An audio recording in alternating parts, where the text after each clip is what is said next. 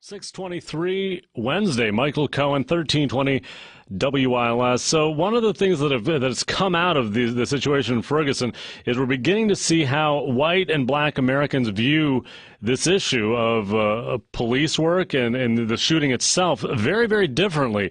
Royalyn Reid is a diversity expert. She's the co-founder and CEO of Consumer and Market Insights, where they do market research and management consulting. Royalyn, thank you for joining us this evening.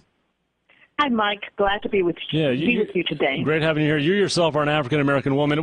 Have you had any personal reactions to what's been happening there in Ferguson for the past week plus?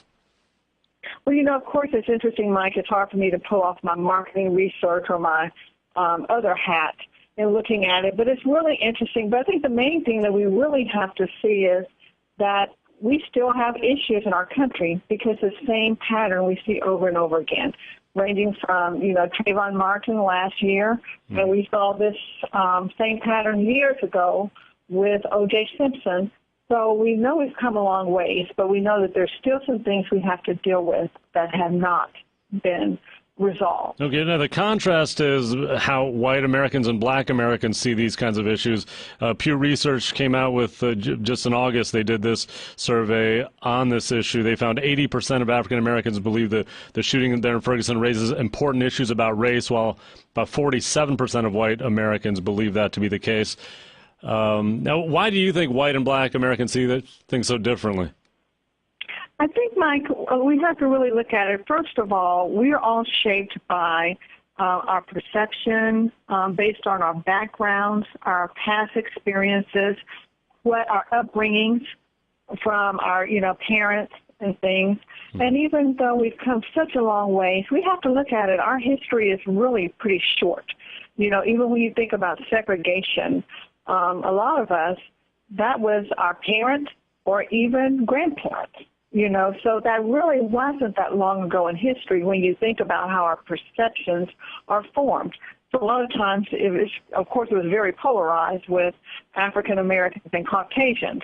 But even with that, we, of course, have to look at where we are today and keep that in mind. Okay. But, I think that history has a lot to do with how our perspective. Okay. But, putting that aside, the day-to-day realities we live in as black Americans, white Americans, are they really that different in your mind to explain these different numbers?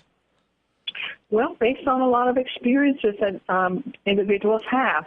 And even if, of course, we're waiting to hear all of the facts to come out of what truly happened, in Ferguson and with this case, with this young man.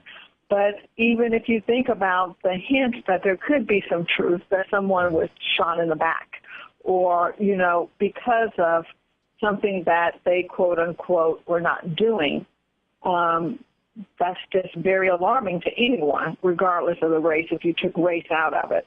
So, of course, with, certain races, with a pattern that people tend to feel. Right. But you say if you took the race out of it, but do you think that the race itself, especially the race of the 18-year-old victim and the race of the police officer, do you think that is what ignites this entire media attention and national attention we're seeing?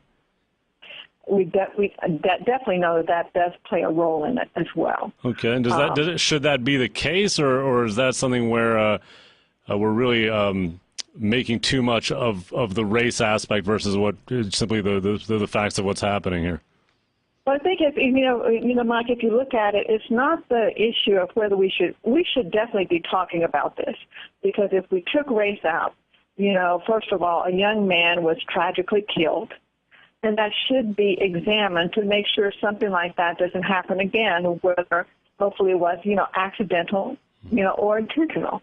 We should look into that and investigate. Okay, but what about? Let me ask you this, because some that look at these issues say, look, you look at the real homicide rates, especially in urban areas, very high, and it's often black on black crime. Why do you think this kind of a shooting gets so much more attention than the daily urban violence we see? And I think too, we'll just have to look at it holistically as well, of just the whole tragedy of this incident. Once again, we're waiting for the facts, but if the facts come out to be what the perception tends to be, that's something that everyone wants to make sure there is an understanding to feel safe. Even if you just look at the diversity of the police force, with predominantly Caucasians and in a predominantly African-American city and surroundings, we know that just understanding one another and perceptions and differences that happen on both sides. So there are some things that need to be probably examined and looked at, even with the makeup. That could lead to something like that. Okay. Do you think that a lot of the reaction is based on the history rather than our current racial reality here in the U.S.? Well, that's something that we hear, and even, in when you look at the research, that is very polarized, how down racial lines, how people still view, even who take that, who take the surveys, of how they view of not the past, but what they feel like are some experiences that they might encounter today. Okay. And Mike, that's really important too, because we say facts are important, but really our perception is our reality, and that is important to all of us, no matter what it is. Do you think the perception hasn't caught up to the racial reality in the U.S.? Do you think we have perceptions that are kind of more reflective of the country's past? Well, I think we have to really just look at the facts with that as well. And not only facts, but also feelings get in there and emotions. So often, too, it's a combination. It might be hard to separate those from both sides, because even with, there's some things that children may not be able to experience that adults have, or, women and men. So there's going to always be some things from an angle that a person can't relate to. So we can't necessarily just discount that. Do you feel that white Americans can, in fact, understand the reaction of the African American community to the shooting? I think, but it's really interesting because we are seeing even the Pew Research has some really interesting data that come out. And what that data showed was there were a number of non-minorities who really felt differently about this trial, or not this trial, but what's going on in the Michael Brown case that they felt with the Trayvon Martin. And I thought that was very interesting to see that everything else in the study and the research remained the same, but something was different, that there is a group of people who said, well, maybe there is something different that's going on here.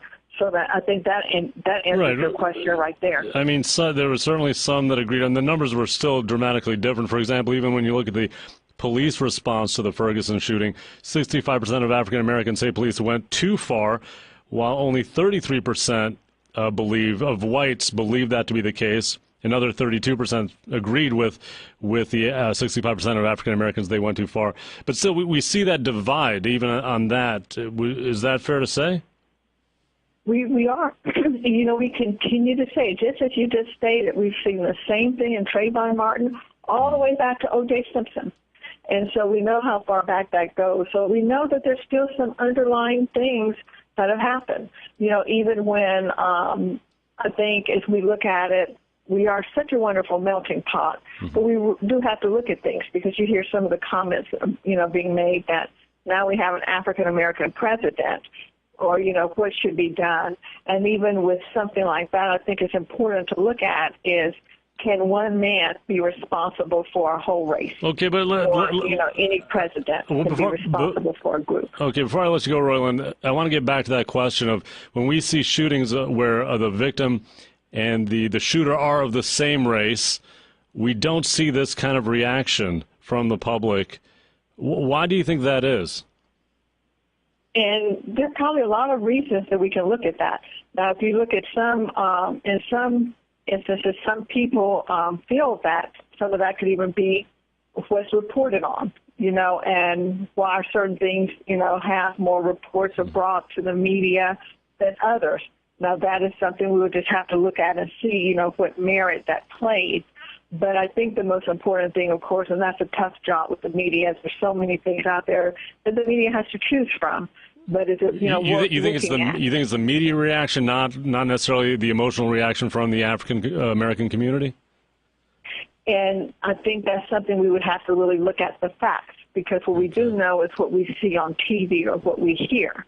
And a lot of times, too, that's where, being a researcher, and as you mentioned earlier, it's important to look at the facts and get the whole story. Sure. I think one thing we did see, we do see in some instances, of course it was totally different, but, there was a incident at one time, and you might see a company saying, before we respond, we're going to get all the facts. Well, and when it's something like this, the emotions are involved. We certainly need to get a lot more facts in the case. Royalyn Reid, diversity expert. She's also the CEO of Consumer and Market Insights. That's the website, thecmiteam.com, thecmiteam.com. Royalyn, thank you. Glad to be with you again, Mike.